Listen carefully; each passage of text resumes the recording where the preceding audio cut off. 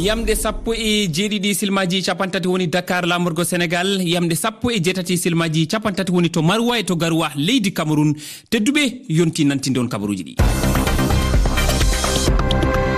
Ahmadou Barouba. E gardidi kabaruji ɗi to Mali, betawe hande mobel tufangel bomboje felli saraji konunkoɓe Barkan, ɗum woni konunkoɓe France wonɓe to Sahel. ɗum waɗi ko to gosi banggue funnangue leydi ndi konunkoɓe hewɓe barmi e ɓen won barmuɓe barmanɗe mawɗe nambiyen musɗe. fuɗɗogol kalis andiraɗo nambiyen biyeteɗo ECHO no jorta wona ɗo e hitande ujunaji ɗiɗi nogas e jeeɗiɗi. faggudiyanke wittowo sénégalais najo Demba Moussa Dembélé holli no wawi wonde so tawi leyɗele dongre Afrique ndendi goni gotum. nogas ego lewru jeegaɓuru hitande kala ko ñalawma teddiniraɗon jimi capantato Afrique naɓe e France naɓe waɗat welo welo e nder leydi France e ballal fedde adunaru francophonie. leydi Guinée heɓata yuɓɓinde nde ñalande saabu coronavirus ma en keɗo Lama Sidibé goto e nalankoɓe Guinée. tedduɓe ko ni woni toɓɓe mawɗe ɗe. bisimilla mon e kabaruji kikiɗi ɗi puɗorɗen to leydi Éthiopie. altine hande ɓiɓɓe leydi ndi ana nodda e suɓade député en leydi ndi fedde halfinande sumgoji ɗi holli ɗi sumgoji mbaɗat e dow laaɓal ɗum e tawede ɗi keɓata wadde e nder leydi ndi foof saabu rafi ndenagu e tawtude yoga e pelle politique leydi ndi kadi ana cali ɗi sumgoji. to Mali paɗen betawe hande mobile tufangel bomboje felli saraji konunkoɓe Barkan, ɗum woni konunkoɓe France wonɓe Sahel. ɗum waɗi koto gosi banggue funnangue leydi ndi konunkoɓe hewɓe barmi e ɓen won barmuɓe barmanɗe musɗe. kettoɗen jantore Amadou Abidina Ba. mobel tufangel bombore felli bange konunkoɓe Barkan wonɓe to gosi leydende wiyetende kayguru ɗum waɗi beete altinere hande e leyɓe en won barmuɓe won du nawniɓe fa sanne. barmuɓe ɓe naɓama gaw to daka mawko Barkan ka fa keɓa cafaje e wisede en wala fu daɗɗo e warduɓe e moɓel ngel saabi konunkoɓe Barkan ɓe mbariɓe fu no fellandene mawnirino jamɗe maggel fu ceyfitima non du so efe maygel matama ɗo woɗɗi gosi hakkude muɗum e gawa yo kiloji 75 dow lawol jehowol seware ngol. seede en hewɓe holliti wiide ɗum haynaki saabi de rafu ndenago mawni toon fa sanne e ley ñalaɗe ƴaɓɓinoɗe cile kurɗe yimɓe ana mbare mobilaji ana poye ande tan ɗo gosi ɗo daka mawko konunkoɓe Barkan koɗi ɗon ɓe konunkoɓe kaɓato e jaadiyankoɓe yaade fa dow kerol Burkina Faso. Amadou Abidina Ba, Bamako, RFI. to leydi Nigeria alet hanki won polisi baɗɗo piyande fewde e civil en e nder ngallure Enugu banggue worgo ɓaƴɗo funnangue leydi ndi yimɓe joyo o wari nayo woɓɓe mbarmi kanko police cabiɗo ɗum o nangama tefore udditama hen beele ana ande hoɗum saabi o waɗi ɗe piyande.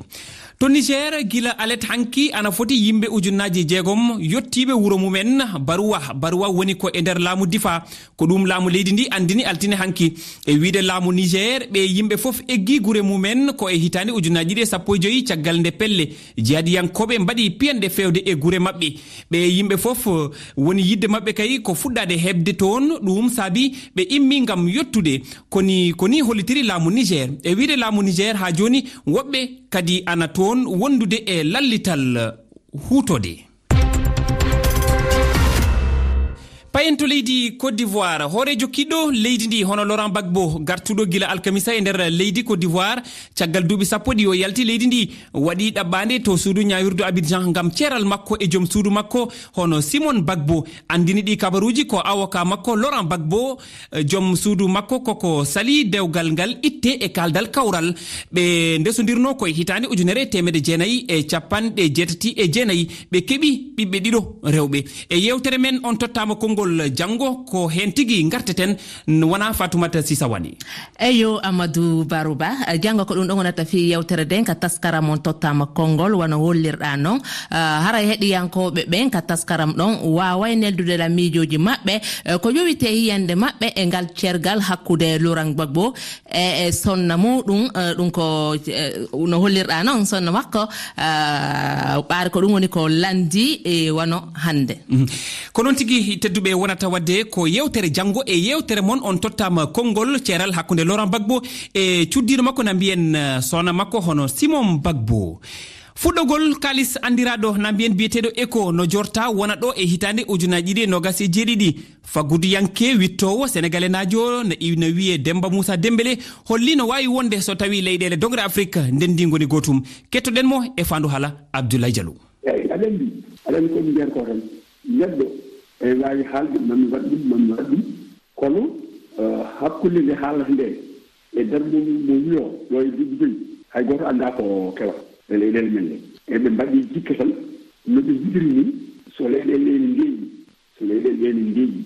ala guerre ala haña so koɓe ndeɓe jewtide hanki ɗoɓe kawɗo so goto leydi fof rewi hen ko wiyete critére de convergence so leydi fof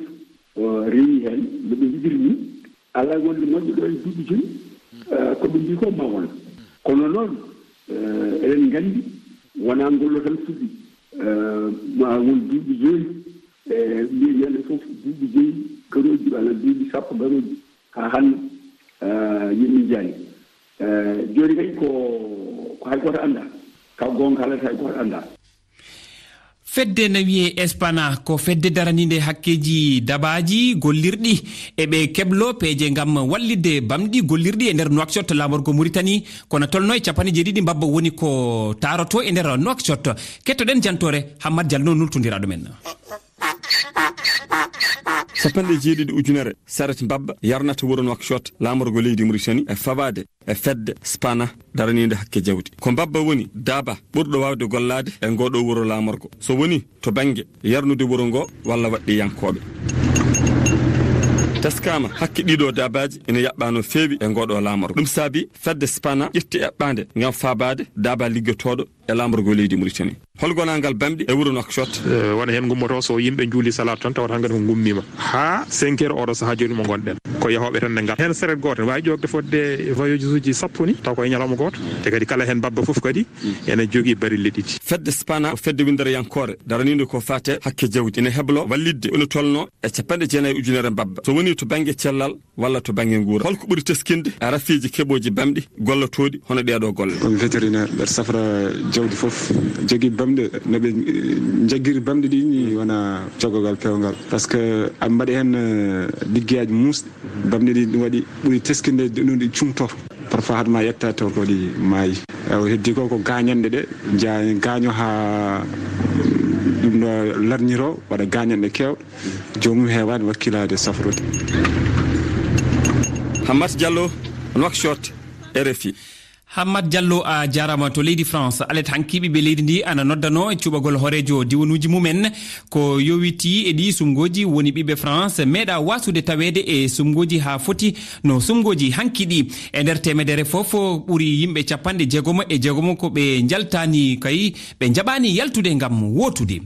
yimɓe tato ɓe iwdi mumen woni leydi Serbie e debbo goto keeɓi barmanɗe alet hanki e fellande to Berlin leydi Allemagne ko polisaɓe ɓe andini o kabaru police udditi hen tefore e ɗo ɓe ganda taw ko holɓen mbaɗiɗe golle kantonirɗe joftodiral hakkude pelle no teska e ɗi duuɓi battidiɗi ha tengti e leƴƴi ɗi nanodirani ɗi iwdi mumen woni leydi Liban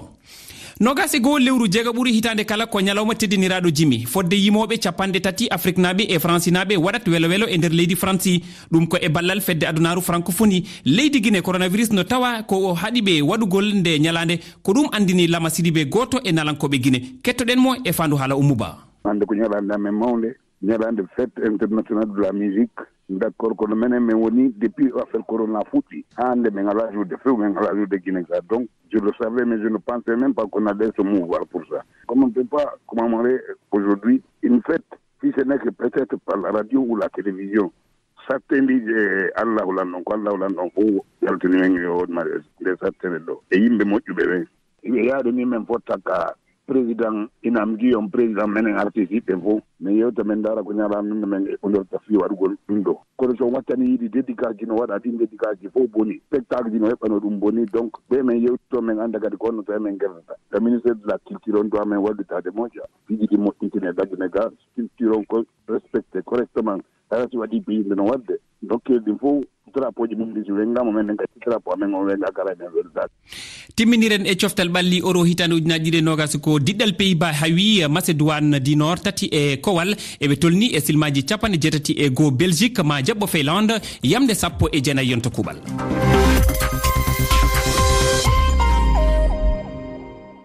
Yamde 17 pawi silmaji 4 to Pikine gallure e nder Dakar lamorgo Sénégal.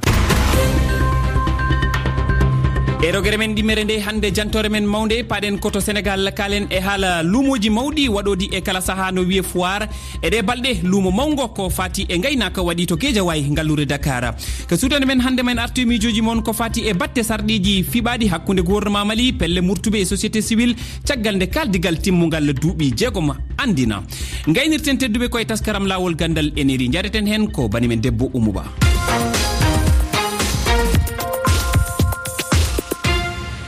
nder leydi Sénégal e gallure Guédiawaye luumo mawgo no wiye foire ko fati e gaynaka waɗi e nder guure mawɗe taariɗe lamorgo Sénégal to dingiral Amadou Bari ngal Guédiawaye 6 ha 15 lewru ndu gonɗen yuɓɓini ngo luumo mawgo ko fedde aynaɓe wonɓe e guure taariɗe lamorgo ngo ngol woni kolol nayaɓol yimɓe hewɓe e pelle kewɗe dillode e fannu gaynaka gari tawtorede ngo luumo kettoɗen jantore Oumar Mamadou Sow. foire mo Guédiawaye keroriɗe gaynaka fuɗɗima gila 6 ndu lewru 6 ɓuru hitande 2021 to dingiral Amadou Bari fandare nde ko yumtinde e yencinde nafore gaynaka hitande kala ndeɗo lulde ina yuɓɓine hayso tawi hikka leyɗele taariɗi garani ɓeydare ina teska e golle ɗe ina heewi fannuji jawdi jahori gaddaɗi ɗo Abdourahmane Fall. waaw foire mi ñëwnafi depuis dimanche passé eyi e nder ngo luumo mawgo woni foire mi ari ɗo gila alet jawdi ɗo mi addori noon kakeɗe jeeyanmi ɗe wodi ko gaccumi to ne hanmi ɗo kono noon wodi kadi ko gaddumi ko ana rendi hen beyi gimmotoɗi to Niger kono kadi beyi gimmotoɗi to Afghanistan gondude e Kanara kono kadi e Gisira e ko way noon no gandirɗon ɗum ni tan anandi nehowo kam ko noon tan gaddumi ɗo ko nayi e beyi Niger mbiɗa wawi wiide e caɗele kam mi suwa hebde ɗum taw nde wonno ko joguimi ko wona ko heewi ko kakeɗe ñamata ko noon ana ɓeydo serde tan e hitande kala kono ɗum ko jumre nehewɓe jawdi ɗi so tawi aɗa neha jawdi eɗen poti wadde no tubakoɓe mbaɗata ni kawridinen gooƴe ɗe e goɗɗum ko jawɗele ɗe mbawata ñamde noften ɗum fodde lebbi 7 eɗen mbawa ɗum hutorade e saaha ndungu ɗum kam fawi ko e nehewo o lolu mom ci responsabilité éleveur bi la ngal ɗo dental ko fartangi wonande ɓe waɗoɓe gaynaka yadugo e jamanu ngam yoltude hujjaji mabɓe e hebde balle gollodiɓe ha e nayi wondude e baali immotoɗi caggal leydi. Cheikh Samba ko garɗo tawtorede omo arta e nde lulde foire bi nak waaw dañ koy rafetlu quoi dañ koy rafetlu ba foire o noon min jodnat ɗum tan sabu ko fedde rendinde aynaɓe wonde bandiyo he yuɓɓini ɗum ete miɗe sikki ko ngolɗo waɗi dawal nayaɓiwal ko ɗum ɗo ina yuɓɓine ngam hollirde ko banliyo o wone liggade ko ɗum woni sababu yuɓɓingol ñalawmaji ɗi te hunde nde ina yaara yeesa wayloji kala e saaha ina teske hen kadi aynaɓe yidde mabɓe ina ɓeydo hen no fewi te ɗum ɗon kam ko ɗum weltare amen no fewi kadi miɗen jogui hen jor ko jeeyaɓe fedde he tan gaari ɗo ina waɗi noon foire goɗɗo juɓɓinteɗo ma waɗa ummoriɓe toon to caggal leydi saabu Mauritanie ina aranno leydi Gambie ina aranno kono ngol ɗo kam tawateɓe ɗo ɓe foof koye nder fedde nde tan miɗen jon ɗum tan kadi ligguey o foof rewi lawol miɗen belti hen te ñu ngi gis ne liggéey bi jegen na jaar yoon waaw kontaan nañu daal gaynako noon wona tan nayi e baali pucci e guiloɗi Samba Sy addi ko boje ko lappe min gaddi no wiye pulaar waɗe quoi foire guila mi gonɗo ha joni moom vraiment te organisation moom ne yayri lawol quoi et puis en plus min jii hen hoorame no fewi quoi eyyi ɗiɓe moom min gaddi pour waɗa exposé ni rek goto so woni woje ɗumɗo zin pavillon ɗi ɗin goto mawɗo 250 000 jarat couple o jara 450 000 sono kono soni ko tokoso 125 000 150 000 jarat won arɓi tawi gaddi ko leɗɗe ngam cellal jawdi ndi sommes venus présenter nos produits min gari ɗo ngam hollirde jeeguji amen ɗi min kolla ɗum ɓe ganduɗa kañumen goni safroɓe jawɗele ɗe wondude e aynaɓeɓe ene tawe ɗinno jeeguji noon ko wayno jamdeji wondude e kaɓirɗe goɗɗe ɗe ganduɗa ene sohle ɗum e jawɗele ɗe min garani yeyde noon min gari tan ko hollirde jeeguji amen ɗi e hirjinde aynaɓe nden mbawata wattude hakkillaji mabɓe e andude nafoore ɓe ganduɗa kañumen goni safroɓe jawɗele ɗe vers les vétérinaire. Ali Saleh Diop ko jagordo kalfinade gaynaka o yille mo nokku o. Une très grande impression de satisfaction. Ce que j'ai vu kodum belama mawdo wonandemi ko jimido henne ko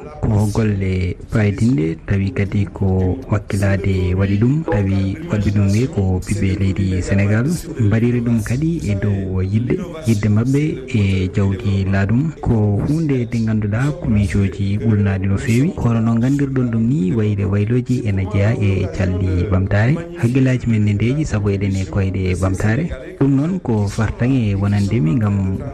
addude ballalam faade mon oɗon gandi mawɗo leydi ndi holliti alay sago gadden wayloji e gaynaka meɗen ɗum noon sen mbaɗi ɗum ma waw addande meɗen dañde ko jiɗɗen ko duuɓi capanɗe nayyi hannde walla duuɓi capanɗe joyyi no gayninirtude ni ko ɗum tan wonno ɗo tene ɗum ɗon wawano rokkude men fartaŋi wawde dañde ko jiɗɗen ko to banggue cakkudi ha to banggue kosameje ko wayloji ɗi gadduɗon hen ɗi ɗum addan men dañde hannde jawdi ni ganduɗa bijeenayyi walla lebbi sappo ena mbawi rokkude men ko jiɗɗen ko ha ɓuura ni ko ɗaminoɗen ko e on banggue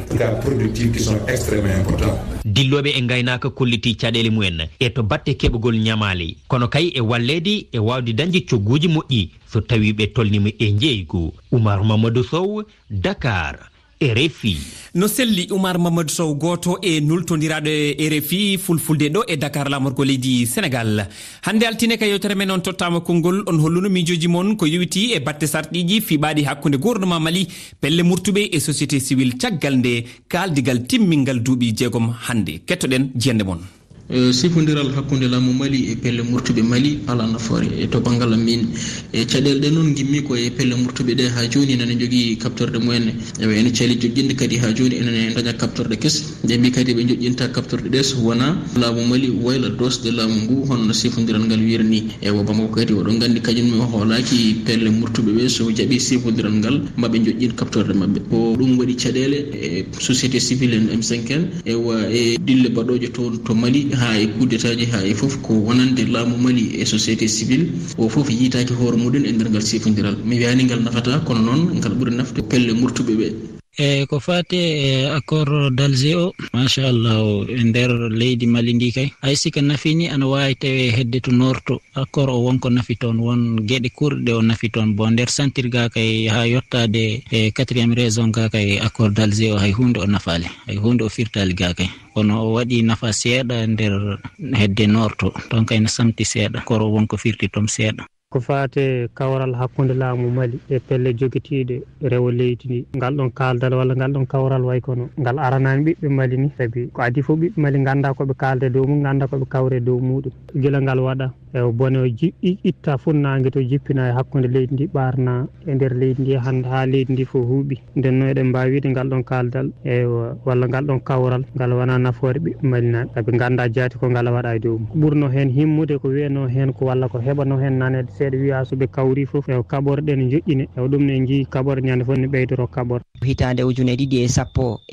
e nder Alger waɗama nanodiral hakkude gendi Mali e fedde Azawar fi addugol denal e nanodiral e nder leydi Mali mbiyenma tan jonde nde Alger nden fifde nde ɓe mbanno nden ɗon fifde si nde nafuno tan caɗele iwayno e nder leydi Mali ɓay ɗum ɗon waɗani en giɓe noon ha joni joole no jokka ɗo jonde waɗande CEDEAO e Accra e no jokki ha joni hay hunde heɓaki wurtorde heɓaki kadi Mali no wondi e caɗele kewɗe mbiyenma tan sifa den ɗon joole sino waɗede ma ɓe heɓɓa ɓe hetto moƴƴa taweteɓe ɗon ɓen yo si ɓe siifi cifande den tawa ɓe gollitirat fi Mali heɓtu ndenagu mum e nanodiral ɓiɓɓe leydi ndin.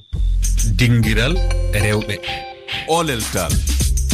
talata kala oɗon gandi so yeehi ha yamde 7 yoni fawi silmaji 50 mamin mbaɗanon yewtere talata oɗo toɓɓere men na toɗɗi ko wiite ko debbiyankago walla mbiyen yimɓe jinganoɓe rewɓe holko serli genre walla féminisme ko tubako wiyata ko so yewtere nde daɗi monoɗon mbawi hettade min ñande alarba woni janggaymo so yeehi ha sanga yamde 17 so fawi silmaji 50 on jettama. Ahmadou Barouba. tedduɓe ko ɓuri tengtude e kabaruji ɗi oɗo kikiɗe to Mali betawe hande mobel tufangel bomboje felli saraji konkoɓe barkan ɗum woni konkoɓe franci wonɓe to Sahel ɗum waɗi koto gosi banggue funnangue leydi ndi konkoɓe hewɓe barmi e ɓen won barmuɓe barmanɗe mawɗe na mbiyen musɗe 21 lewru jeegom ɓuuri hitande kala ko ñalawma tediniraɗo jimi capantato Afrique naɓe France naɓe waɗa weleweleji to leydi France e ballal fedde adunaru francophonie en kettima Lama Sidibe goto e nalankoɓe Guinée gayniren e taskaram lawol gandal e needi jareten hen ko bani men debbo Mouba tedduɓe oɗon mbawi jokkude heɗade RFI fulfulde en mbadi kuptidinde